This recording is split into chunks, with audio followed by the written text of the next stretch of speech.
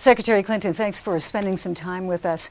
You know, you're here on the ground in Iraq. You're speaking with a lot of people, Iraqis and Americans.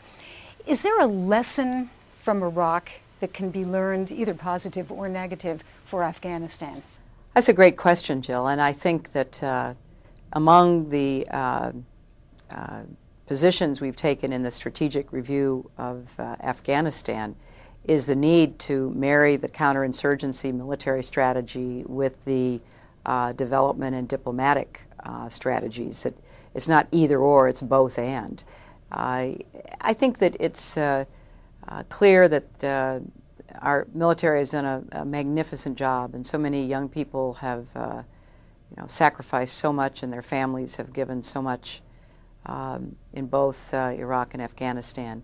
But it took us a while to shift our approach toward what we were doing in Iraq. And what I heard today was heartening on one hand, that despite the terrible suicide bombers that unfortunately still decide to kill themselves and kill other innocent people, the general trajectory remains positive in the training of the security forces, in their professionalization, in their ability to stabilize many parts of Iraq. I mean, it's a better news story than it was, but those changed approaches are now going to be applied in Afghanistan. Can they be applied in full, in toto, or is it a different situation in Afghanistan? Well, I don't want to speak for the military side. Certainly General Petraeus and others who are planning this have given an enormous amount of thought about how to be successful. It's a different terrain. It is a different enemy in some respects, similar in others.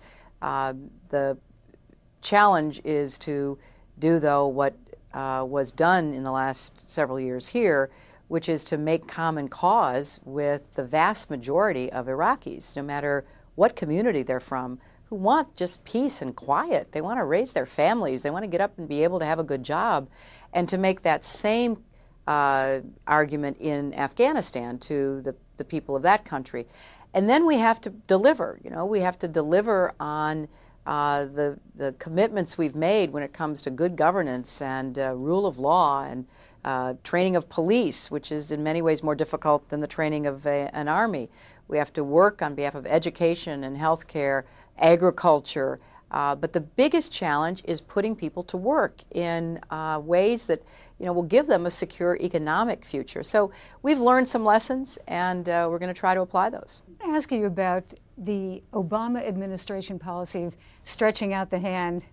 Well, you've been stretching it out a lot to Iran and North Korea, and you have not been getting very much in return. In fact, Iran is holding an American, North Korea sets off a missile and is holding 2 Americans and charging them. Is it time to look at that strategy and say, let's stop, we can't go on, you're not getting anything in return? I don't think so, Jill. We just finished 8 years of a failed strategy that went in the opposite direction, where not engaging and, pointing fingers and isolating sure didn't work very well in either case. We've been on the job less than 100 days, and I think both the President and I are pretty patient people because we think there are benefits to be gained from the process of reaching out, in addition to what we might gain in terms of any results. Look, for example, at North Korea.